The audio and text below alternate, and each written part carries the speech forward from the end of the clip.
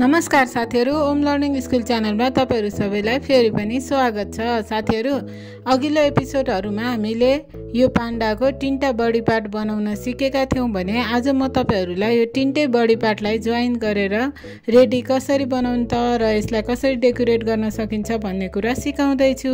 भिडियोलाई सुरुदेखि अन्तिमसम्म हेर्नु होला र च्यानललाई सब्स्क्राइब गर्न नभुल्नु होला। ल आजको भिडियोतर्फ जाउँ है त।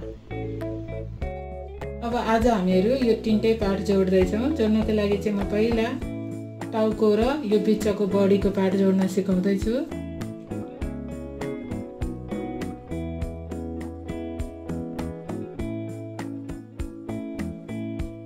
त्यसको लागि चाहिँ हामीले यसरी अगाडि पार्ट गरेर यो बिचको बडीलाई यसरी सिधा राख्छौं। त्यसपछि टाउकोको पनि अगाडिको पार्ट यस्तो गरेर राख्छौं र यो सिलाई र यो बिचको सिलाइमा हामीहरु टाँका लगाउँछौं। यसरी टाँका लगाउनु भने साथीहरु हाम्रो टाउको बाङ्गो पर्ने सम्भावना हुन्छ। टाँका चाहिँ एकदम लगाउनु नै पर्छ है यसलाई चाहिँ।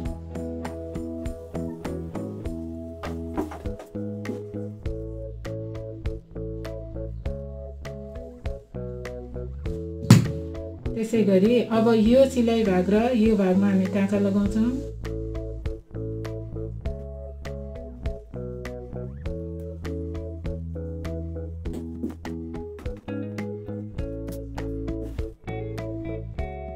त्यस्तै यो सिलाइ भाग र यो भागमा पनि टाँका लगाउँछौं।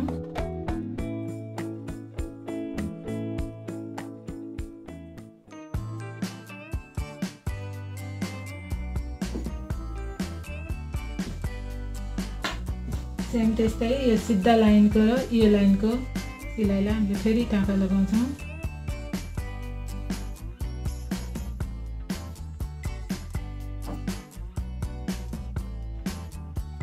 यसरी टाँका लगाइसकेपछि साथीहरु हामीहरु एक साइडबाट यसरी सिलाउँदै जान सक्छौं।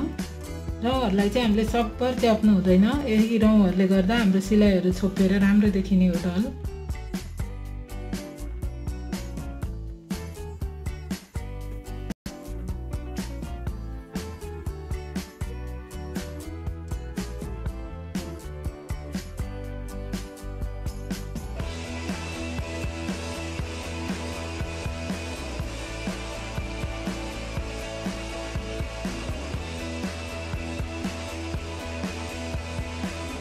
हेर्न सक्नुहुन्छ साथीहरु, सेम सबै सिलाइ चाहिँ हाम्रो यस्तै नट सिलाइको हुन्छ। अब म सबै टाउकोको भाग जोडेर देखाउँछु तपाईहरुलाई। हेर्न सक्नुहुन्छ मैले यो टाउकोको भाग जोडिसकेको छु। यस्तो देखिएको छ। अब त्यसपछि चाहिँ साथीहरु हामीले पुच्छरको भाग काट्दै छु। मैले पुच्छरको भाग सानो बनाउँदा फरक पर्दैन र नराख्दा पनि खासै फरक त पर्दैन। तपाईहरुलाई सजिलो लाग्यो भने नराख्दा पनि भयो। मैले लम्बाइ 5 लिएको छु।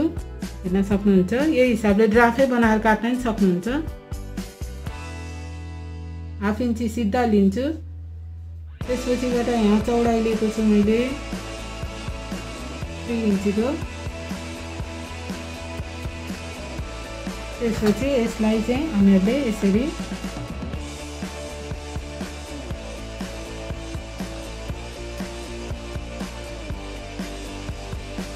यसरी गोलो रूपमा काट्दिन सक्छौं। हेर्न सक्नुहुन्छ।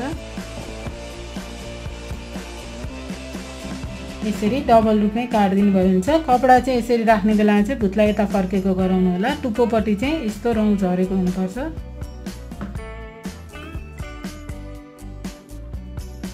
यसरी हेर्न सक्नुहुन्छ मैले काटिसकेको छु यो पार्ट। तपाईले यस्तो सिधा हाफ ड्राफ्ट जस्तो बनाएर मैले दिएको मेजरमेन्ट अनुसार ड्राफ्ट जस्तो बनाएर डबल गरेर बनाउन पनि सक्नुहुन्छ। सानो पार्ट छ डाइरेक्ट कपडामा कोर्न पनि सक्नुहुन्छ है। मैले सजिलो भएर डाइरेक्ट कपडामा बनाएको छु। केही गाह्रो भयो भने कमेन्ट गर्न सक्नुहुन्छ। म ड्राफ्ट बनाएर पनि देखाउन सक्छु तपाईहरुलाई। अब यो टुप्पोदेखि यहाँसम्म म सिलाएर देखाउँछु तपाईहरुलाई। हेर्न सक्नुहुन्छ मैले यो पार्ट सिलाइसकेको छु। यसलाई सुल्टो बनाएर देखाउँदै छु।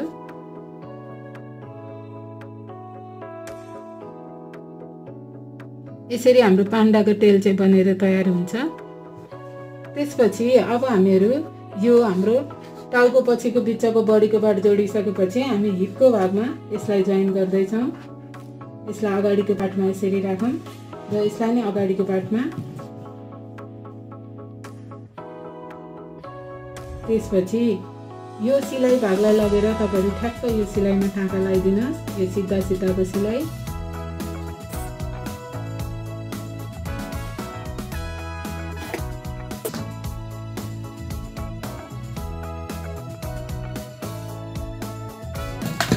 यहाँ यसरी टाँका लगाइसकेपछि यो सिलाइ र सिलाइमा यो हाम्रो टुप्पो रहेको छ, यसलाई लगेर चाहिँ हामी यो सिधा सिलाइमा टाँका लगाउँछौं।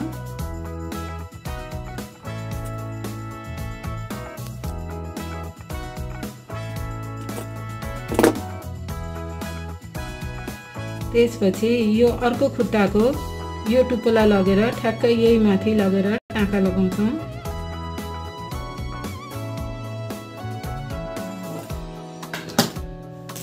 त्यसपछि सेम यो सिलाइलाई लगेर हामीहरूले ठ्याक्कै यो सिलाइमा लगेर टाँका लगाउँछौं। जोइनिङ चाहिँ एकदम प्रष्ट बनाउन भिडियो भन्नुभएको थियो, हेर्नुस् है। यो जोइनिङ चाहिँ हाम्रो टेडी बियरसँग पनि मिल्छ। तपाईहरुले टेडी बियरमा कन्फ्युजन छ भने यो जोइनिङ चाहिँ टेडी बियरको लागि पनि मिल्छ है, हेर्नुस् राम्ररी।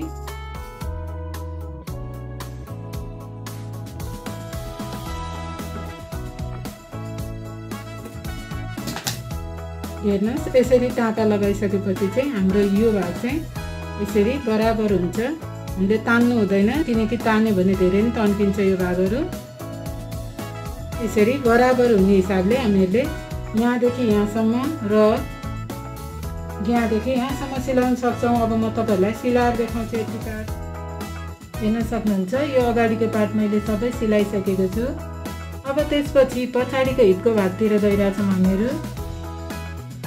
हिपको भागमा चाहिँ अब हामीले यो पुच्छर बनाएको छौं, यसलाई चाहिँ यस्तो गरेर ठ्याक्क बिचमा सिलाइ हुने गरेर यसरी गर्ने।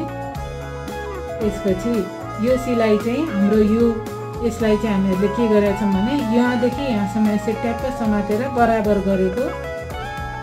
यहाँ चाहिँ मार्करले नदेखिने हुनाले मैले कट गरिदिएको छु।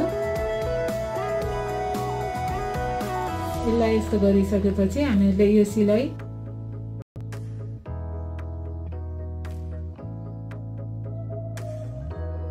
यो कटमा लगेर जोइन गर्ने। त्यसपछिबाट यो सिलाइ यहाँनिर राख्ने अनि यहाँनिर हामीले एकैचोटी टाँका लगाइदिने यसमा।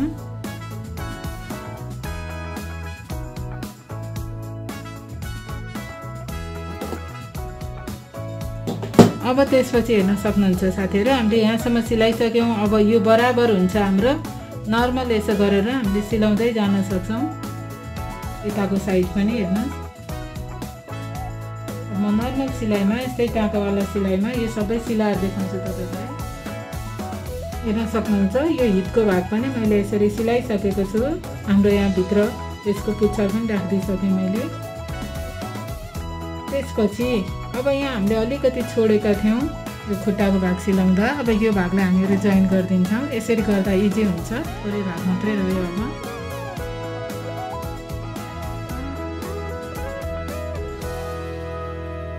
यसलाई सिधा सिलाउने हामीले अलिकति।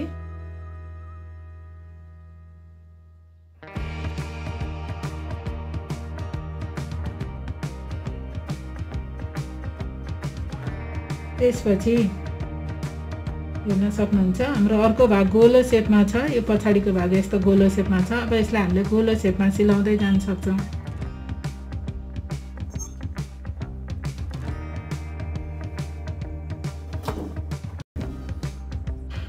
यति गरिसकेपछि यो त हाम्रो सिधा शेपमा छ नि। अब यो गोलो शेप जस्तै गरेर यसलाई पनि गोलो शेपमा लगेर सिलाउनु पर्छ। अब हामीहरुले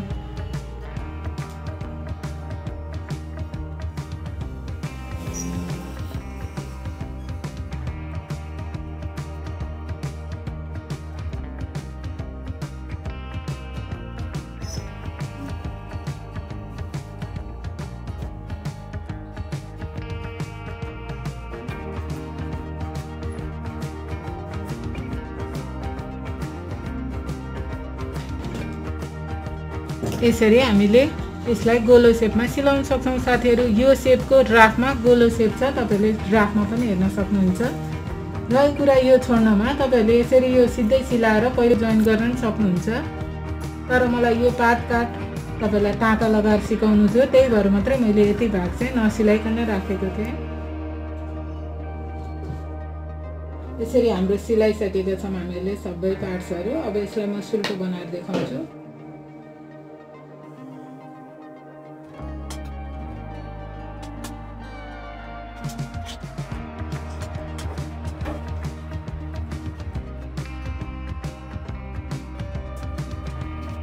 उल्टो बनाउँदा यस्तो देखिएको छ।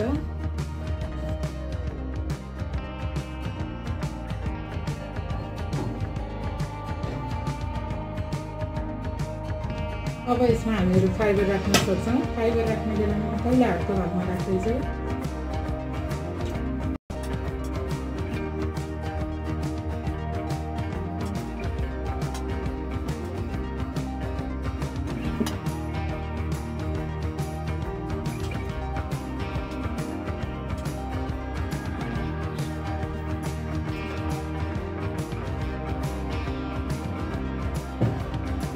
त्यसपछि म खुट्टाको पार्टमा राख्दैछु।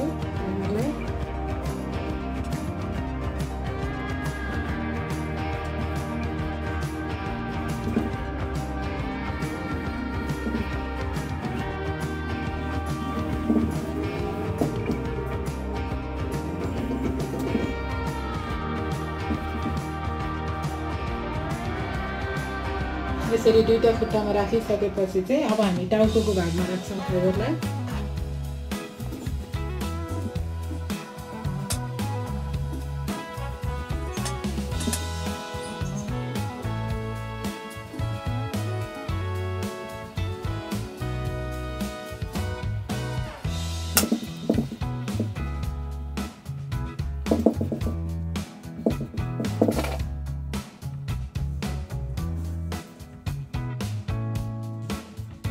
अब यसरी हामीले सबैतिर फाइबर भरिसकेपछि यो भागलाई हामीले यहाँबाट क्लोज गरिदिनुपर्छ।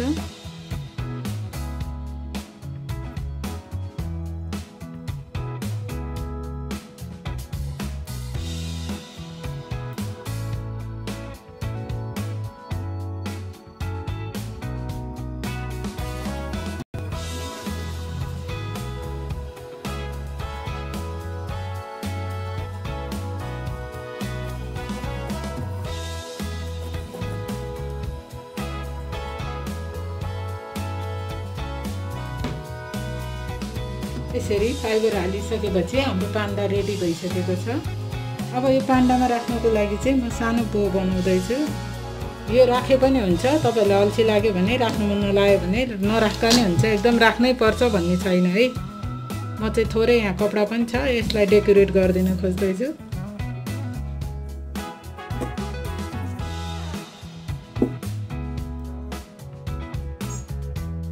यो रातो फेल्टको कपडाको म बो बनाउँदैछु। यो गरम बनाउनै पर्छ भन्ने जरुरत त छैन, तर अलिकति डेकोरेट गरिदिनु भयो नि हुन्छ। तपाईहरुलाई अल्छी लाग्यो भने नगर्दा नि हुन्छ है। फेरि यही कपडा रातो नै चाहिन्छ भन्ने पनि छैन। मैले यहाँ यसको लम्बाइ लिएको छु, यता चौडाइपट्टिको लिएको छु मैले 10 सेन्टिमिटर। यसको लम्बाइ लिएको छु मैले 16.5। 16.5।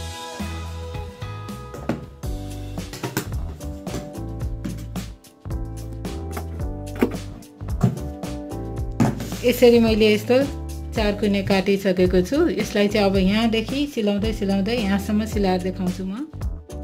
यसरी हेर्न सक्नुहुन्छ मैले सिलाइसकेको छु।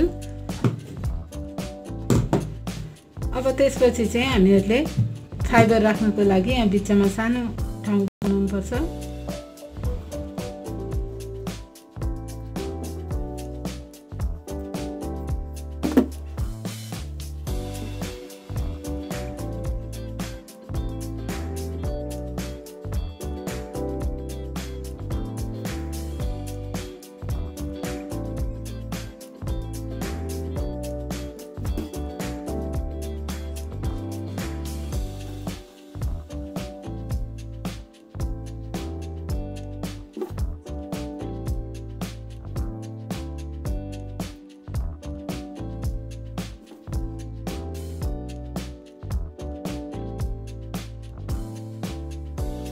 यसरी फाइबर राखिसकेपछि हामीले यो ठाउँ चाहिँ बन्द गरिदिनुपर्छ।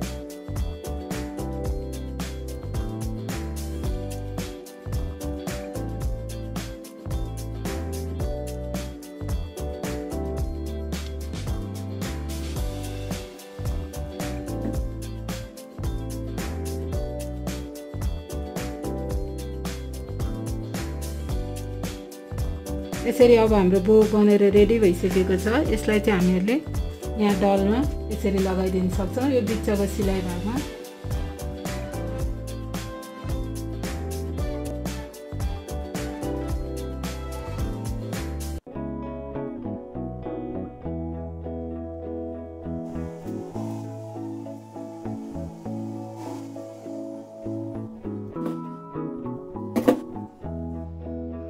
यसरी हेर्न सक्नुहुन्छ साथीहरू हाम्रो पान्डा बनेर रेडी भइसकेको छ। तपाईहरु यसलाई घरमा सजिलै बनाउन सक्नुहुन्छ। एकचोटि अवश्य ट्राई गर्नु होला है। र अघिल्लो पार्टहरु नहेर्नु भएको भए यो भिडियोको डिस्क्रिप्सनमा मैले लिंक राखिदिएको छु। सबै पार्टहरु नछुटाइकन हेर्नु होला है। र भिडियो कस्तो लाग्दैछ कमेन्ट बक्समा भन्न पनि नभुल्नु होला। यदि भिडियो युजफुल लाग्छ भने यसलाई लाइक, शेयर र च्यानललाई सब्स्क्राइब गर्न पनि नभुल्नु होला। अहिलेसम्म साथ र सपोर्ट दिनुहुने सम्पूर्ण साथीहरुलाई धन्यवाद। नयाँ भिडियोका साथ फेरि पनि उपस्थित हुने नै छु। आजलाई यति नै। Thanks for watching.